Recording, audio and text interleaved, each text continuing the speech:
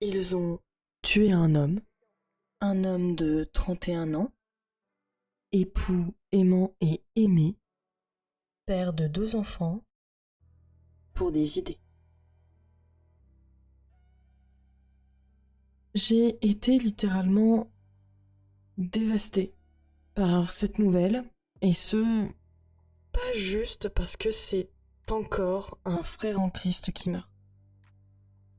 D'ailleurs, je profite de ce moment pour présenter mes condoléances à la famille d'Achour Sarnaya, chrétien de 45 ans, handicapé, qui se déplaçait en fauteuil roulant, tué à la machette pour avoir prêché la parole de Dieu à Lyon.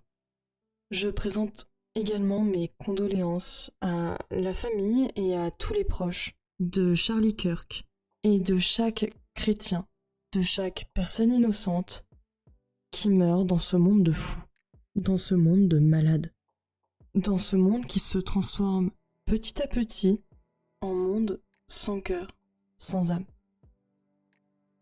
Bon, cette vidéo, vous allez le voir, elle sera pas comme d'habitude.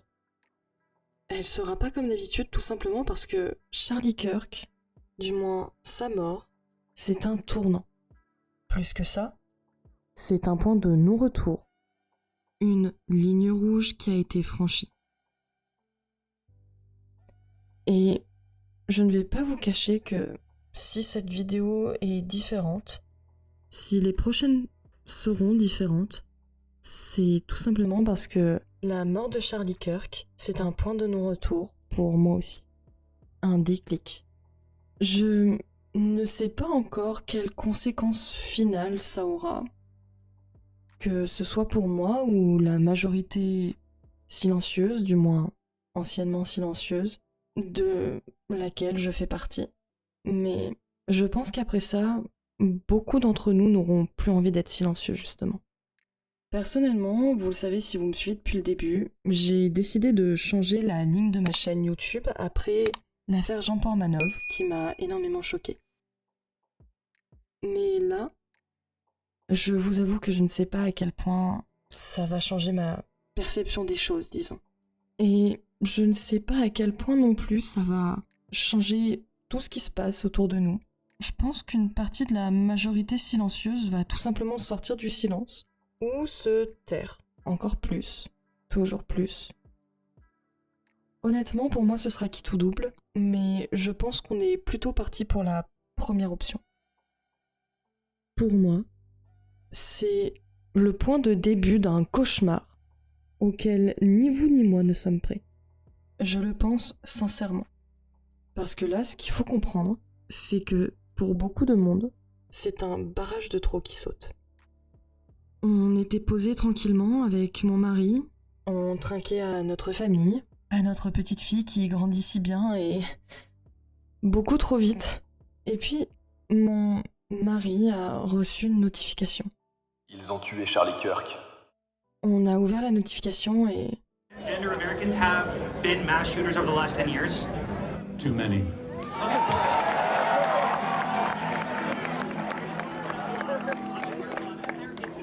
Okay, now 5 is a lot, right? I'm gonna give you some credit. Do you know how many mass shooters there have been in America over the last 10 years? Counting or not counting gang violence? Great. On a vu la vidéo. On s'attendait à ce que ce soit flouté. Ça ne l'était pas. J'ai eu un mouvement de recul. Et vraiment, j'ai caché mes yeux comme une gamine, comme une enfant. Et je ne reviens toujours pas que des gens aient regardé ça en s'extasiant de joie. Là, ce que je vous ai mis, c'est un extrait censuré.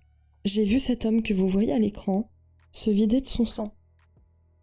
Et le pire, c'est que son enfant était là. Sa petite fille, elle a vu ça. Elle a vu son père se vider de son sang, la tête en arrière, le corps tremblant, secoué par les spasmes de la mort qui venait le chercher. Elle a tout simplement vu son père s'éteindre pour des idées. D'après ce que j'ai pu lire, il paraît même qu'elle a été très apeuré par le bruit, et son premier réflexe a été de courir vers son père pour être rassuré. Je sais pas si on se rend compte de l'horreur de la scène. Mais moi honnêtement j'ai été prise de nausée. Et avec mon mari, on a tout de suite compris ce qui se passait. Comme je vous l'ai dit, là, ils ont fait sauter un barrage. Un barrage qui retenait encore toute la colère et tout le dégoût de tant d'années d'accumulation. Et je vous avoue que même moi j'ai failli basculer.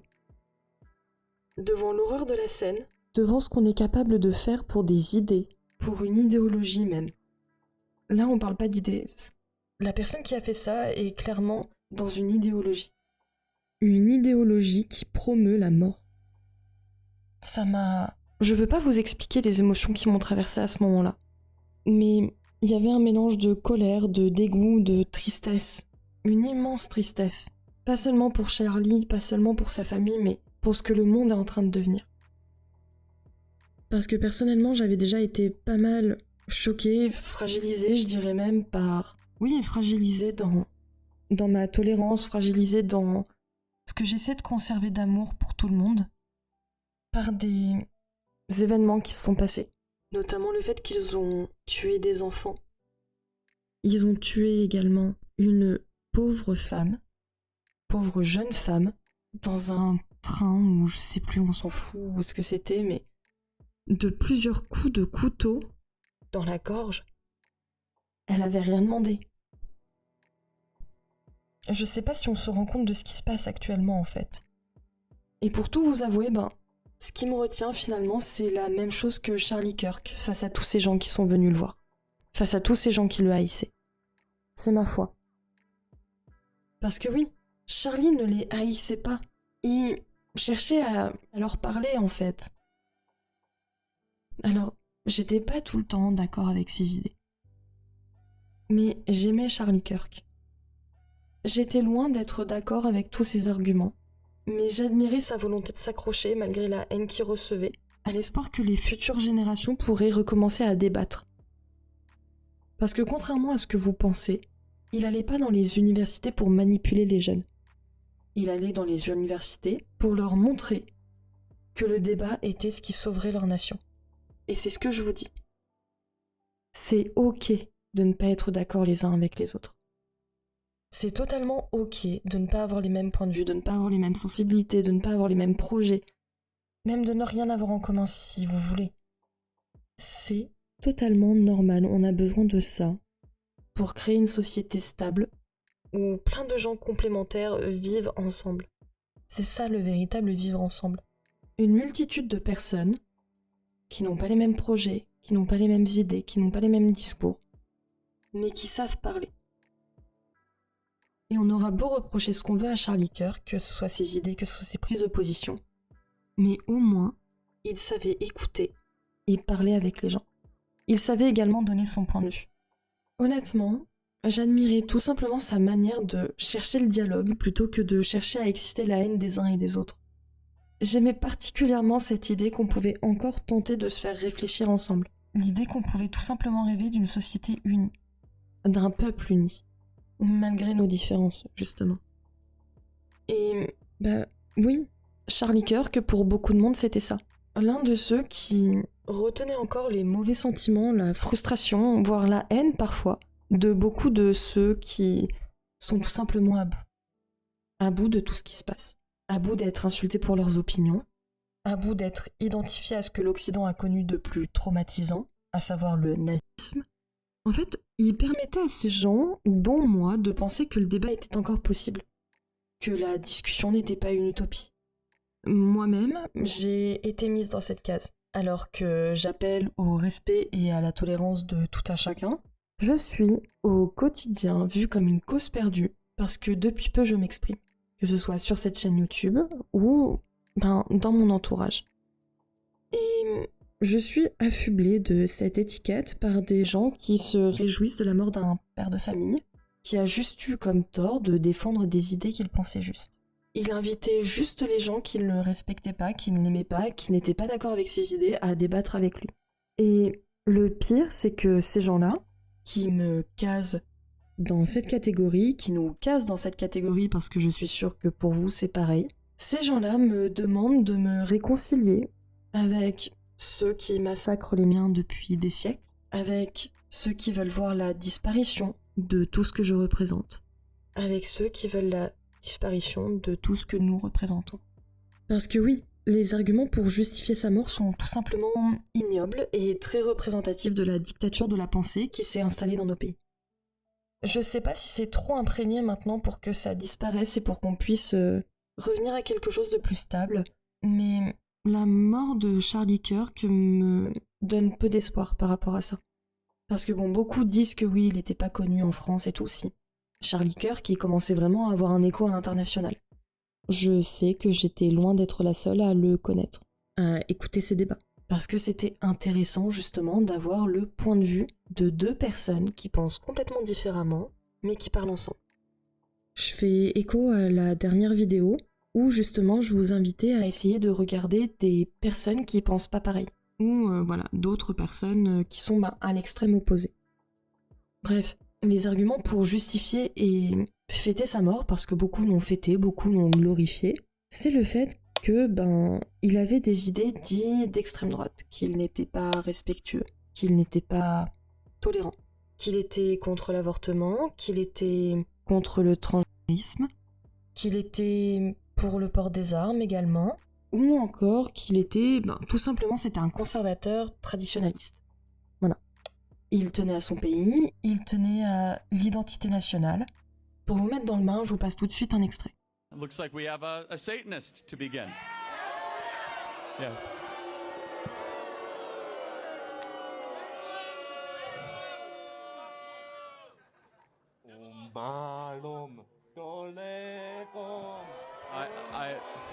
In the name of Jesus, I repudiate this unclean spirit.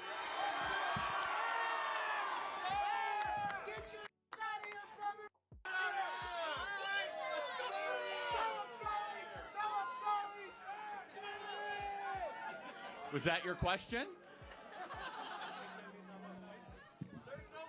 Jesus is the way, the truth, and the life. Not today, Satan. Not today at Illinois State University. Ce que vous venez de voir, pour nous, chrétiens, c'est un manque de respect et une insulte on ne peut plus intolérable à nos yeux.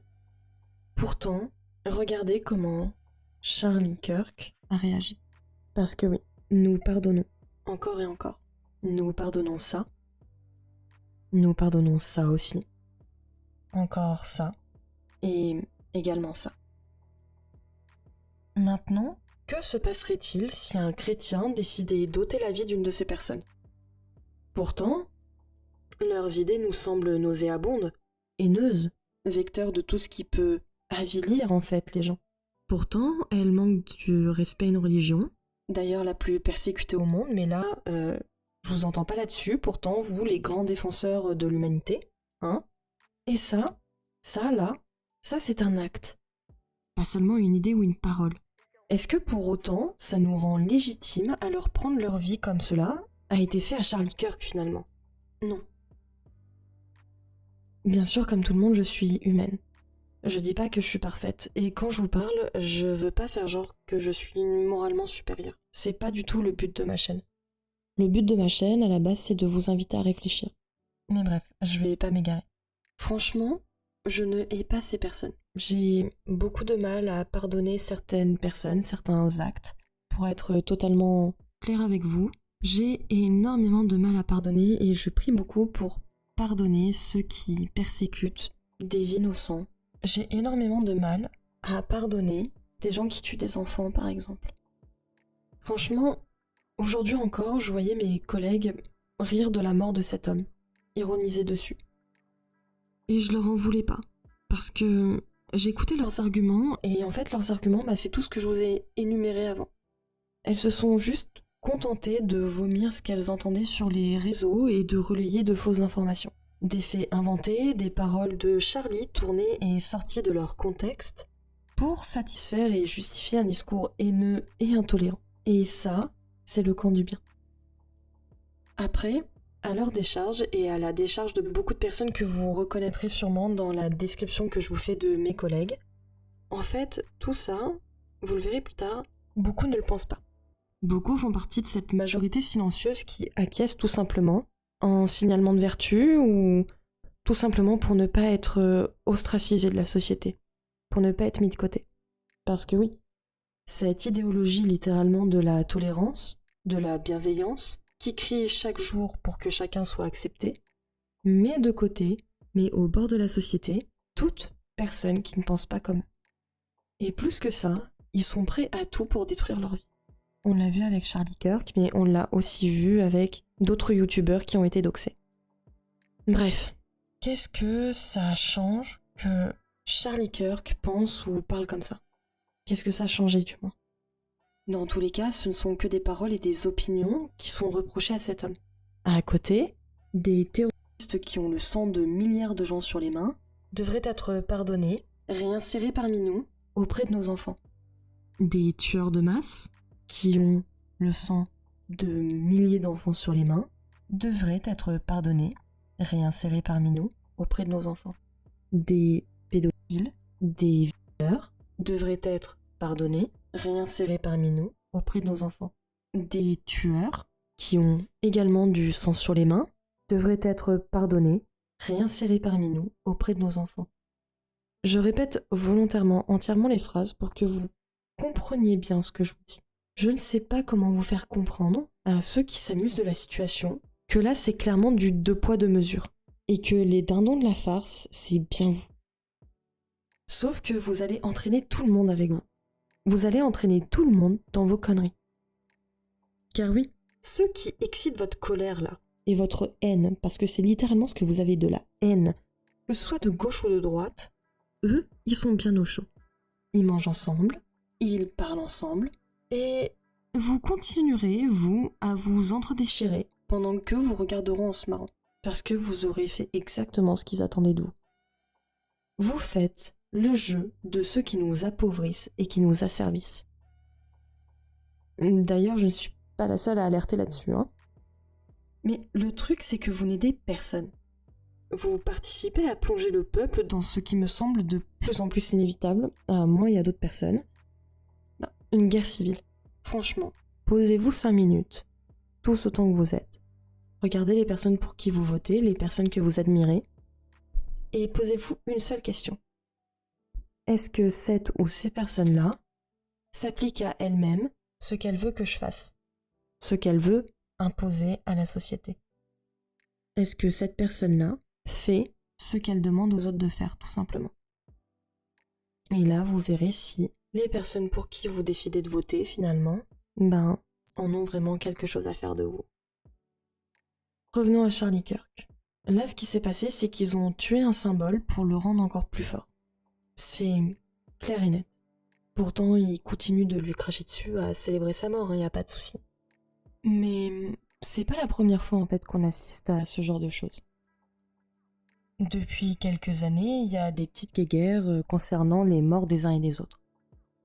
Là où ça change, c'est que d'habitude, ce sont les traditionalistes, les droitards, entre guillemets, qui se font doxer et qui se font harceler sur les réseaux, au point où même certains sont virés de leur boulot parce que des associations les ont dénoncés à leur patron.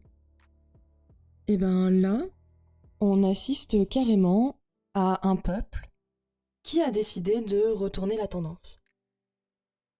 En se regroupant autour de personnalités comme notamment Queen Pratt, les gens ont décidé que cette fois-ci ça ne se passerait pas comme ça, et que les gauchistes mangeraient leur propre sauce.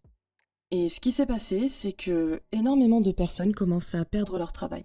Énormément de personnalités également sont pointées du doigt, et à vrai dire, on peut dire que cette affaire est devenue internationale avec de nombreux pays, comme la Nouvelle-Zélande, l'Italie, l'Espagne aussi, j'ai vu, qui font des rassemblements en l'honneur de Charlie Kirk. Parce que oui, ce symbole-là, en fait, c'était vraiment quelque chose à ne pas toucher. Charlie Kirk, c'était le symbole d'un dialogue encore possible. En l'assassinant, ce qui s'est passé, c'est que c'est comme si vous aviez refusé la main qui vous était tendue. Alors quand je dis vous, évidemment, je parle de manière globale. C'est plus pratique pour moi, et puis c'est tout simplement plus simple pour tout le monde à comprendre. Venez pas m'attraper en commentaire. De toute manière, c'est ma chaîne, je fais ce que je veux.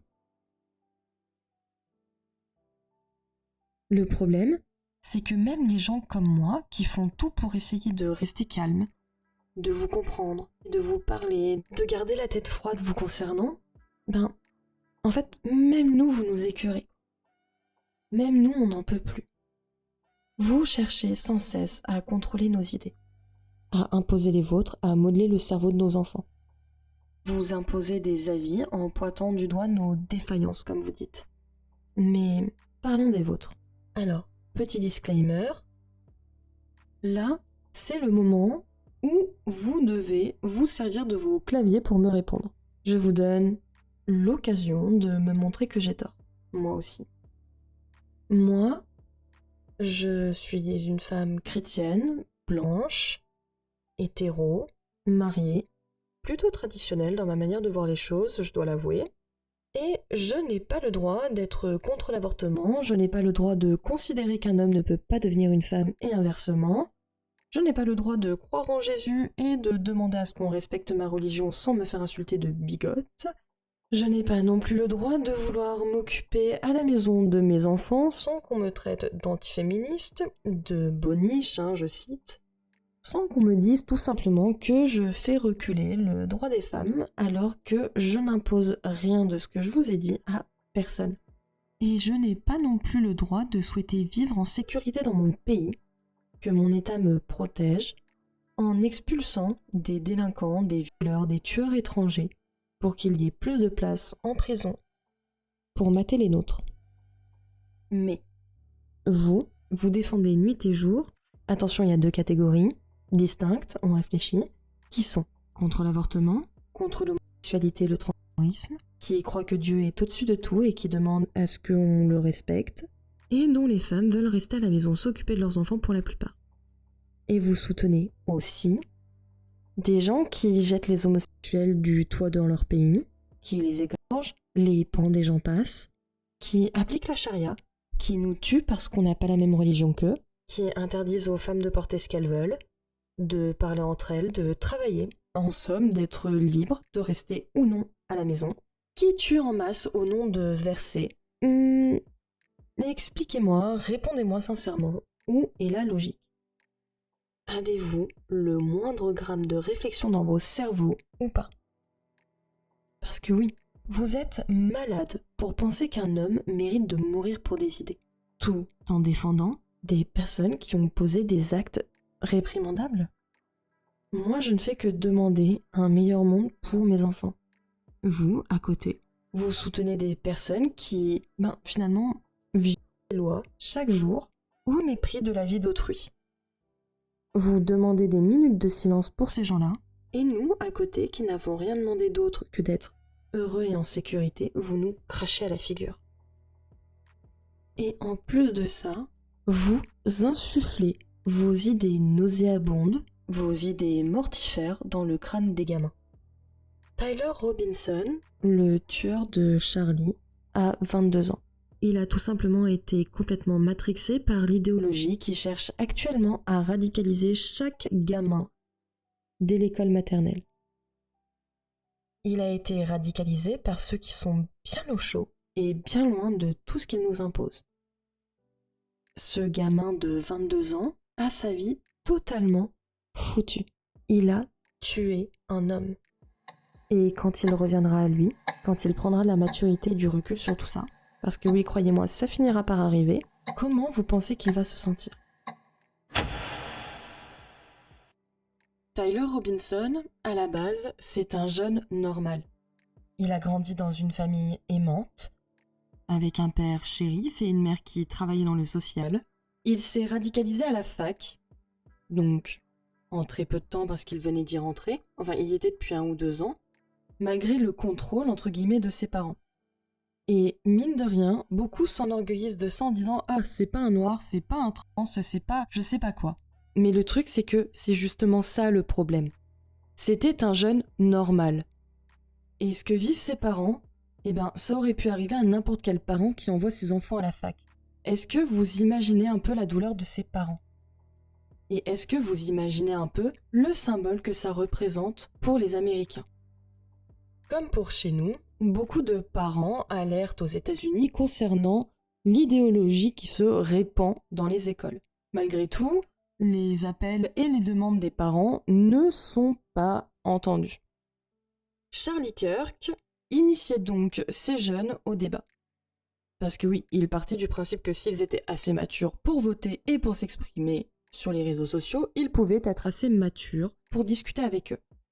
Charlie Kirk ne les rabaissait pas, contrairement aux gauchistes qui disent que c'était des gamins, ils pouvaient pas répondre, Charlie Kirk a profité de leur faiblesse.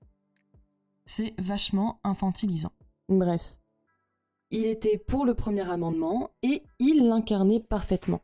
Finalement, c'est tout simplement ridicule de la part des gauchistes entre guillemets de se moquer de la couleur de peau et de qui est le tueur. Parce que ce que ça signifie, c'est tout simplement que l'idéologie est partout et que aucune discussion n'est plus possible. Et honnêtement, c'est bien pire que si ça avait été un profil type entre guillemets qui était intervenu, qui avait tué Charlie Kirk. C'est un jeune de 22 ans qui avait toute la vie devant lui, qui a pris une arme, sûrement aidé, à mon avis, et en tout cas très encouragé. Je suis sûre que l'enquête finira par le montrer. Il y a déjà des internautes qui commencent à faire un peu des recherches, et même si tout n'est pas à prendre, il y a quand même certaines choses qui ressortent qui sont très intéressantes. On en rediscutera dans une prochaine vidéo. Mais à mon avis, cette affaire va aller très loin. Et là, ce qui est requis contre lui, c'est la peine de mort. Est-ce que vous imaginez la douleur du père qui a discuté avec son pasteur parce qu'il avait une décision à prendre? Et pourtant, là, personne de gauche ne dit rien. Parce que vous n'en avez rien à foutre des innocents. Son fils avait fait, vous ne faites que servir une idéologie. Les vrais innocents, vous n'en avez rien à faire. Qu'il a vu naître, qui était le premier-né de sa famille et en qui il avait fondé beaucoup d'espoir. Est-ce qu'on peut se mettre 5 minutes à la place du père, à la place de la mère qui va sûrement perdre son enfant? C'est ça que vous faites aux familles, et c'est ça que vous faites au peuple. Vous nous divisez, même au sein des familles. Personnellement, j'ai 24 ans comme vous le savez, donc je suis pas bien plus vieille que Tyler Robinson, mais j'ai moi aussi été embrigadée là-dedans quand j'étais beaucoup plus jeune. Je m'en suis sortie parce que j'ai été obligée de me confronter à la réalité à un âge auquel on n'a pas spécialement à connaître ce genre de choses. Mais je me dis, finalement, je suis plutôt contente que tout ça soit arrivé. Parce que si ça avait continué, je sais pas dans quel état j'aurais fini. Parce que franchement, dans quoi est-ce que vous cherchez à embarquer les gosses, sérieux? Vous n'avez aucune honte, aucun amour. Vous n'avez rien si ce n'est de l'idéologie. Vous n'êtes pas maître de vous-même et vous êtes en train d'emmener tout le monde avec vous. En plus de sérieusement commencer à user la patience de tout le monde. Parce que c'est pas faute d'en avoir eu.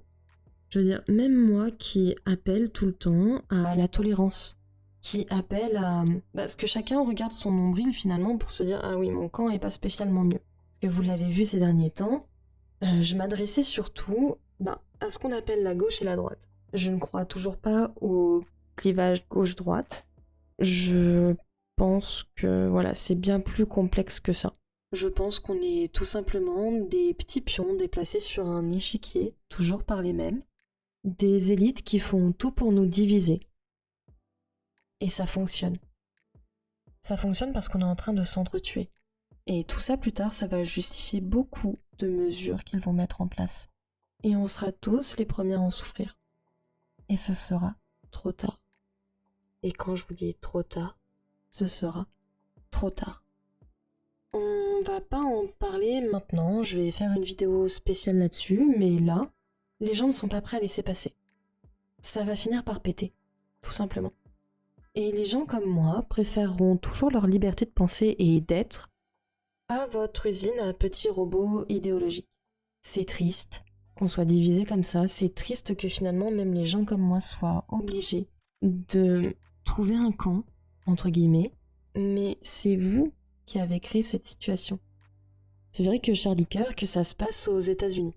Mais on sait tous très bien que ce qui se passe aux États-Unis, ça arrive très, très, très vite en France.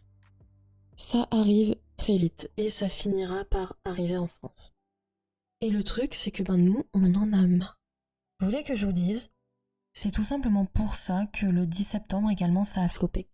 À la base, c'était un mouvement populaire. Un mouvement pour tout le monde. Peu importe ce que chacun pensait. Et non.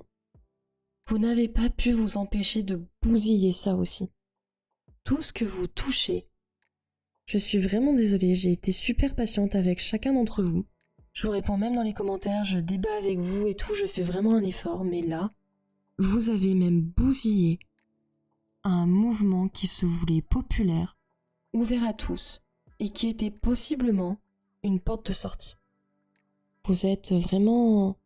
Je sais pas si c'est de l'imagination, si vous le faites exprès, ou si c'est tout simplement parce que vous n'êtes pas capable d'aligner 2 éléments de logique à la suite. En fait, moi je vous comprends plus. Avec ce que j'ai vu sur les réseaux sociaux dernièrement, je vous comprends plus. Vous vous indignez parce que je refuse de croire qu'un homme peut devenir une femme. Vous vous indignez parce que je refuse de prendre position pour une nation. Parce que vous m'avez saoulé avec Gaza et Israël dans les commentaires. Je vous l'ai déjà dit, ma position est claire. Je suis pour les innocents de chaque nation sur Terre. Les innocents, je le répète encore, n'ont ni drapeau, ni couleur, ni idéologie, ni rien. Voilà, donc lâchez-moi une bonne fois pour toutes avec Gaza et Israël. Bref, je disais, vous me saoulez avec ça parce que je ne pense pas comme vous. Vous en êtes à souhaiter ma mort pour certains, je vous remercie d'ailleurs pour vos gentils messages de menaces. Par contre, il n'y a aucun souci. Vous ne vous insurgez pas, vous ne vous révoltez pas, il n'y a rien sur les réseaux. Quand une personne qui a votre idéologie entre dans une école pour tuer des gamins innocents de sang-froid, vous êtes des monstres. Bref, tout à l'heure je vous parlais de mes collègues qui riaient de la mort de Charlie Kirk, et là, ce moment-là, ça a été une partie de mon déclic. Je me suis dit que ces personnes avec qui je travaille, avec qui je ris, avec qui je mange, le jour où on me tuera pour mes idées, moi aussi, car on ne sera jamais assez pur pour ces gens-là.